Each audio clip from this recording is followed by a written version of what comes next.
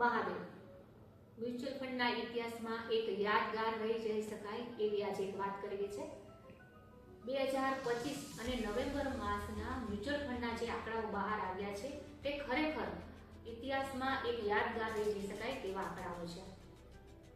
Market ગમે એટલી ઉપર હોય નીચે હોય, ગમે એટલી વોલેટિલિટી હોય, પરંતુ જે રોકાણકાર જે ઇન્વેસ્ટર લોંગ ટર્મ સુધી મ્યુચ્યુઅલ ફંડ સાથે શિસ્તબદ્ધ રીતે જોડાયેલો છે તેમણે વેલ્થ ક્રિએશન કર્યું જ છે।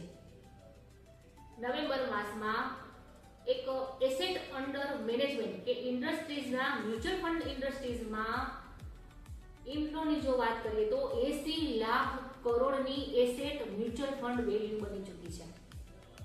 એસઆઈપીની જો વાત કરીએ તો 29,445 કરોડ એસઆઈપીમાં નવું ઇન્ફ્લો આવ્યું છે। આ સાથે ઇક્વિટીની જો વાત કરીએ તો 30,000 કરોડ ઇક્વિટી માર્કેટમાં નવા રોકાણ રૂપે રૂપિયા આવેલા છે। આ સાથે લાર્જ કેપમાં 1,640 કરોડ મ્યુચ્યુઅલ ફંડમાં આવેલા છે। લાર્જ કેપ છે, સ્મોલ કેપ છે, આ બધા જ કેટેગરીઝમાં મ્યુચ્યુઅલ ફંડમાં લોકોએ રોકાણ કરેલું જ છે। અને હા, જો ગોલ્ડની વાત કરીએ તો ETF એટલે કે જ્યારે ગોલ્ડની માર્કેટ વધી હતી તો ત્યારે ETF ગોલ્ડમાં પણ એટલું જ રોકાણ નવું ઇન્ફ્લો આવ્યું છે। તો આ બધી જ વિગતો ઉપરથી આપણે કહી શકીએ છીએ કે હવે લોકોમાં મ્યુચ્યુઅલ ફંડમાં રોકાણ તરફ ખૂબ જ એક જાગૃતતા આવી છે।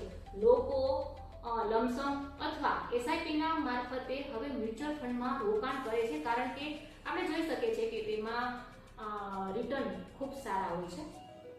એક ખૂબ સરસ વાત મ્યુચ્યુઅલ ફંડ સંદર્ભે છે કે જીવન હોય, મ્યુચ્યુઅલ ફંડના આંકડા હોય કે મરણ હોય, એ હંમેશા ઉપર જ જાય છે, ત્યાં રિવર્સના કોઈ જ ચાન્સ નથી।